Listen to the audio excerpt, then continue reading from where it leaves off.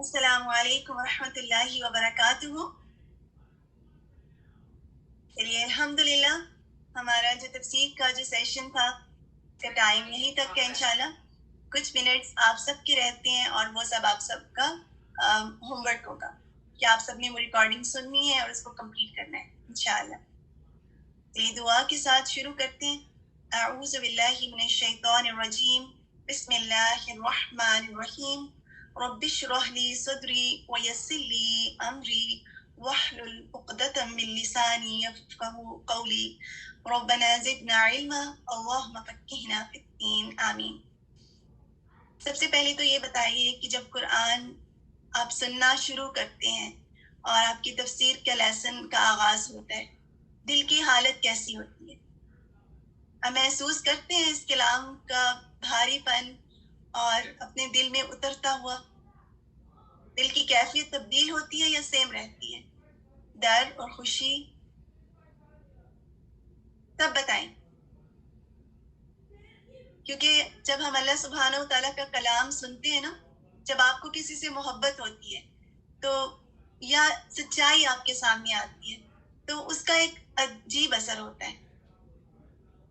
قرآن ایک عام کلام نہیں ہے، یہ اللہ سبحانہ و تعالیٰ کے الفاظ ہیں.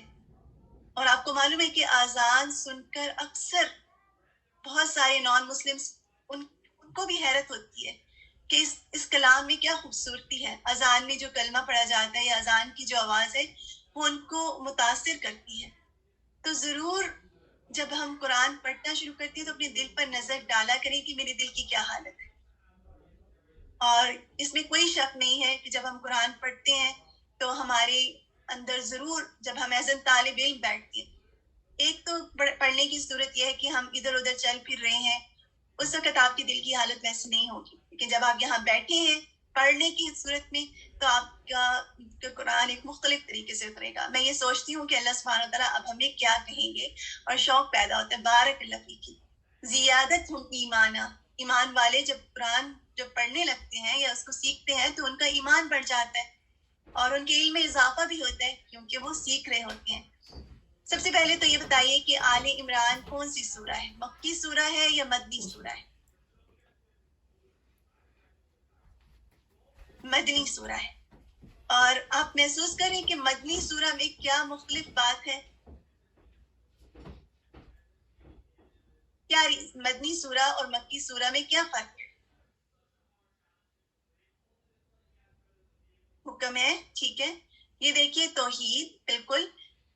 مکہ میں جب صورتیں تب تھی تب مشرکین تھے نا صرف، لیکن اب جب کہ مدینہ میں نبی صلی اللہ علیہ وسلم تھے، اب قرآن اترا ہے تو بالکل بھی نا اہل کتاب بھی موجود ہیں. تو وہاں اس وقت جب اہل کتاب بھی موجود تھے اور قرآن نازل ہو رہا تھا تو ان سے بھی بات کی جا رہی تھی، یعنی ان کے طریقوں اور ان کے جو زندگی کا جو سٹائل تھا اور جس طرح وہ دین کو لے رہے تھے اس کا بھی ذکر ہے. مکہ میں صرف توحید کی بات زیادہ تھی بالکل، کیونکہ وہاں پر مشرکین تھے. اچھا یہ بتائیے کہ علم کے حوالے سے بات ہے، کیا ہمیں یہ لگتا ہے اپنا جائزہ لیں کہ اپنے آپ کو تھوڑا سا چیک کرتے ہیں، کیا آپ کو لگتا ہے کہ مجھے بہت زیادہ آتا ہے؟ صرف یہ والا علم نہیں، قرآن کا علم نہیں، اپنے اور معاملات میں بھی دیکھیں. اگر آپ کو بہت اچھا کوک کرنا آتا ہے، بیک کرنا آتا ہے، اور کبھی آپ کے سامنے بالکل آنےسٹ ہوگے کہ اگر آپ کو کچھ بہت اچھا آتا ہے اور آپ اس میں مشہور ہیں کہ نور بہت اچھا کھانا بناتی ہیں، یا پھر عظمیٰ جو ہے وہ بہت اچھی بیکنگ کر لیتی ہیں. مجھے آپ سب کی وہ انشاءاللہ کبھی سکلز بھی پوچھیں گے ایک دوسرے سے. تو ہر ایک کی کوئی نہ کوئی خوبی ہوتی ہے. اب کوئی اور آ گیا اور وہ آپ سے بھی اچھا کرتے ہیں، اور کوئی سب اب ان کی طرف نظر چلی گئی اور سب ان کو بڑا سمجھ رہے ہیں کہ ان کو بہت اچھا آتا ہے. تو ایسے میں آپ کیا محسوس کرتے ہیں، کریں گے؟ ہوتا ہے نا، انسان ہے، انسانی جذبات ہیں، ڈاؤن فیل ہوگا. بعض اوقات یہ سچویشن بھی ہو سکتی ہے، بالکل جیلسی بھی آ سکتی ہے. لیکن ایمان والے کا کیا طریقہ ہونا چاہیے؟ اب تو ہم قرآن پڑھ رہے ہیں نا، تو اب ہماری سوچوں کو راستہ بدلنا ہے. اگر وہ اس طرح سے سوچ رہے ہیں، اب ہم نے ویسا نہیں سوچنا. نرفع درجات من نشاء وفوق کل ذی علم علیم. اللہ سبحانہ و تعالیٰ جس کے درجات چاہتے ہیں بڑھا دیتے ہیں, جس کو چاہتے ہیں دیتے ہیں, آج اس کو دیں گے کل اس کو, کیونکہ اللہ سبحانہ و تعالیٰ ہے نا, اللہ تعالیٰ کے پاس علم ہر چیز سے اوپر ہے, وہ جانتا ہے کہ کس وقت کس کو کیا دینا چاہیے. وَفَوْقَ كُلِّ ذِي عِلْمٍ عَلِيمٍ, ہر علم والے کے اوپر ایک علم والا ہے. کبھی بھی ہم کل نہیں ہیں, ان کی اجازت بڑھاتی ہے دل میں. بالکل, جبکہ بات سمجھ میں نہیں آئی اردو میں, اس میں رائٹنگ میں, لیکن بات یہ ہے کہ ہر علم والے سے اوپر کوئی علم والا ہوتا ہے. تو کبھی بھی اگر کوئی عزت, بالکل کبھی ان العزت للہ جمیعا, عزت تو ساری اللہ کے لیے نا, تو اللہ تعالیٰ جب چاہے کسی کو بلند کر دے, لیکن یہ تمام اونچ نیچ زندگی کا حصہ ہے اور کوئی کل نہیں ہے. تو ہماری جو اصل جو کامیابی کی جو ہمیں فکر کرنی چاہیے وہ کون سی کامیابی ہے؟ اصل کامیاب تو وہی ہوگا نا جو جنت میں کامیاب ہو جائے گا. فقط فاز, جو جنت میں داخل ہو گیا وہ کامیاب ہو گیا. تو اس کی تمنا کیا کریں اور اس کے لیے حرص ہو اور اس کے لیے ہمارے کام ہو.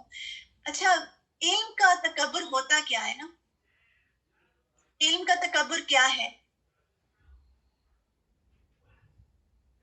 بتا سکتے ہیں؟ بعض اوقات ہم دوسرے پر اپنی جمائیں کہ مجھے زیادہ آتا ہے, یا ہمارے لہجے میں ایسا ہو, ہم دوسروں کو دل میں کم تر سمجھے. we think we know too much are better than other one. بالکل, یعنی ہم دوسروں سے بہتر اپنے آپ کو سمجھنے لگیں اور ہمیں لگے کہ ہم کسی سے سیکھنا نہ چاہیں. بعض اوقات ہم بچے بھی اگر ہمیں سکھا رہے ہیں تو بھی ان سے بھی سیکھ لینا چاہیے.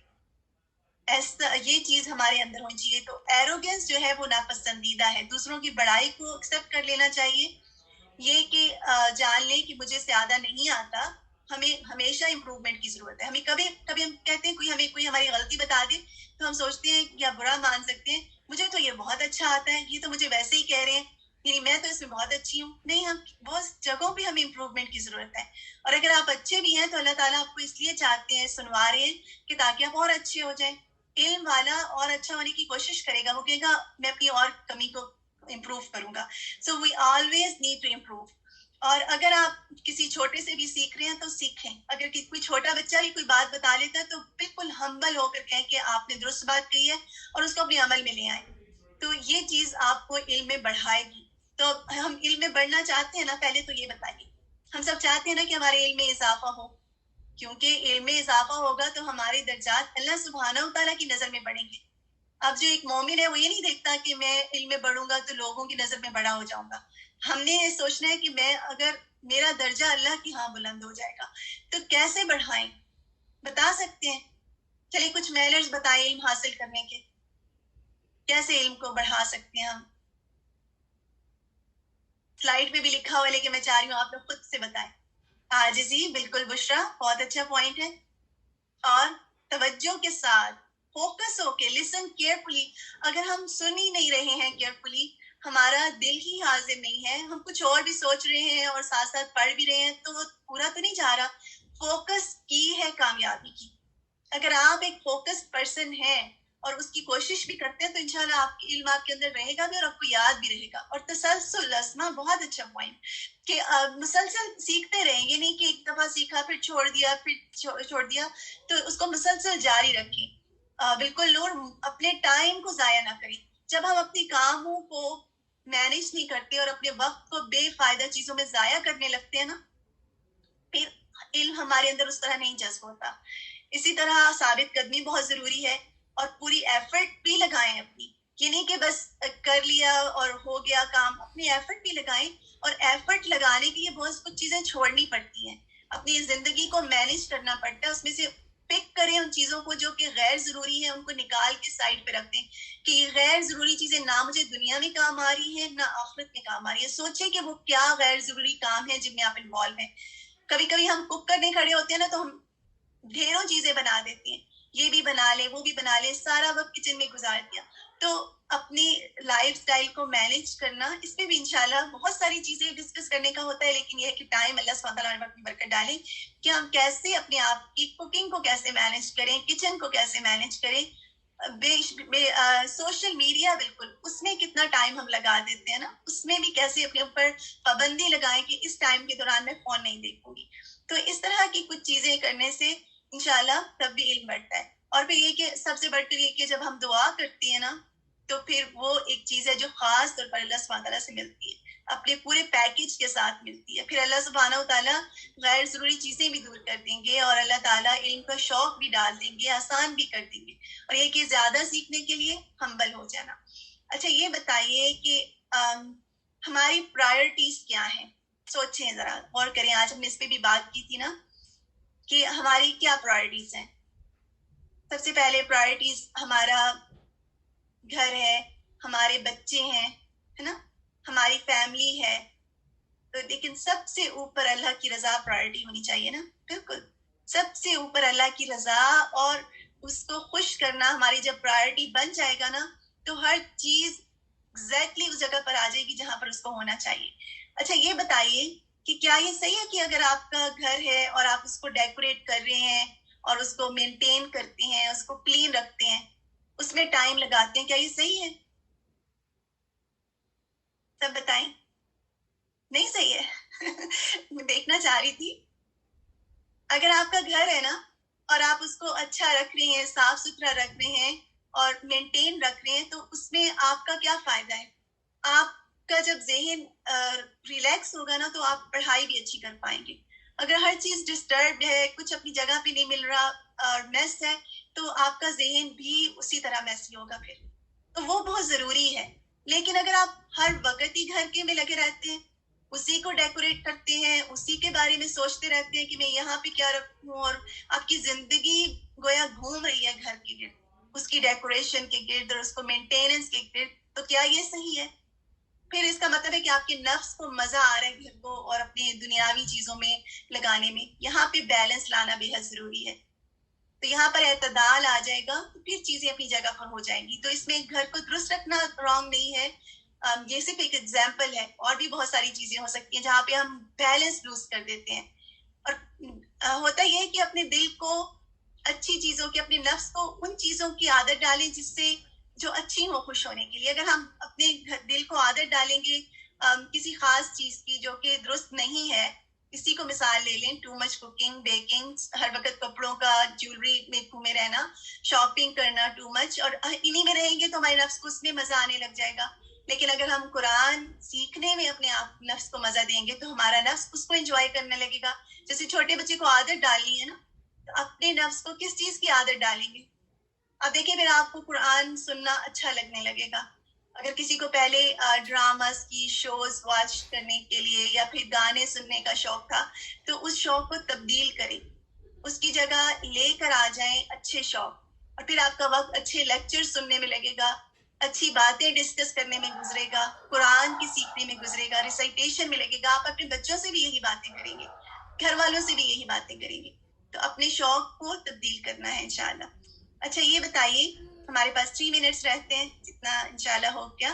اچھا یہ بتائیے کہ بہت ساری میجورٹی سمجھتی ہے، اگنورینس میں ہے نا. اگر حقیقت فیکٹ پہ بات کی جائے، بہت سارے لوگ سمجھتے ہیں کہ دنیا کی زندگی ہے اور اس کو ہمیں فل انجوائے کرنا چاہیے، تھوڑی سی زندگی ہے. سنا ہے آپ نے اس طرح سے کبھی؟ اور اگر سنا نہیں ہے تو نظر تو آتا ہے نا، ہم محسوس کرتے ہیں نا یہ ایٹیٹیوڈ لوگوں میں عموماً، کہ آخرت کو بھولا ہوا ہونا. کیوں بھول جاتے ہیں لوگ آخرت کو؟ ایک تو یہ سعدیہ نے لکھا ہے کہ کیونکہ انہیں آخرت پہ یقین نہیں، علم نہیں ہے نا. ایک بڑا میجر کاز تو علم کا نہ ہونا ہے. اور بتائیے، بعض اوقات کیا ہوتا ہے کہ غلط خیالات اور گمان ہوتے ہیں. جیسے جیوز کا خیال تھا کہ صرف ہمیں لن تمسنا النار الا ایاما معدودات، کہ ہمیں تو صرف تھوڑے دن کے لیے آگ چھوئے گی. اور اکثر کچھ لوگ اگر بہت جوک میں جاتے ہیں تو وہ کہتے ہیں کہ کوئی بات نہیں، ہم مسلمان ہیں اور مسلمان اینڈ میں تو جنت میں ہی جائیں گے نا. کیا یہ صحیح ہے؟ ایزی دین چاہیے لوگوں کو، بالکل. تو یہ دراصل دنیا میں تو ایسا نہیں ہوتا کہ آپ کو پھر ڈگری مل جائے اور آپ ادھر ادھر اپنا وقت ضائع کریں اور آپ ڈاکٹر بھی بن جائیں، انجینئر بھی بن جائیں. تو آخرت میں کیسے ہو سکتا ہے؟ اور جہنم کی آگ کس نے دیکھی ہے؟ اللہ سبحانہ و تعالیٰ اللہم اجرنا من النار، ہم سب کو اس سے محفوظ رکھیں. تو وہاں تھوڑی دن جانا بھی تکلیف دہ بات ہے. ہم اپنا ایم کیوں نہ رکھیں کہ ہم ڈائریکٹ جنت میں جائیں. تو مسلمز جو ہے عموماً جو ہے لوگوں کا یہ ریزن جو ہے ان کو دین سے دور رکھتے ہیں.